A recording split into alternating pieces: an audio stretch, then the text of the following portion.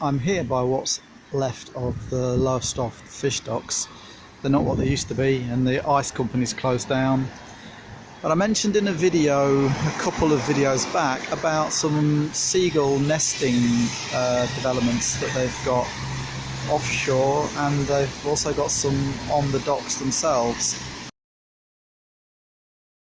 The reason that they've tried to encourage the seagulls to go there is because of this.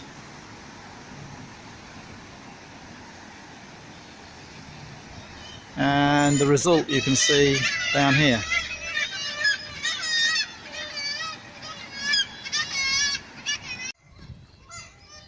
I guess you can see why it would have started by the fish docks, but the trouble is it's spread into other parts of the town. I mean, your friendly music shop here, which I might use, yeah, got a bit of a problem too. And other stores around the town. It's not ideal. So here's the pavement. You know, not so pleasant really. And the noise, I don't know if you can hear it, but they're noisy too. Here's Lowestoft High Street, and here's a solution on top of that sign there.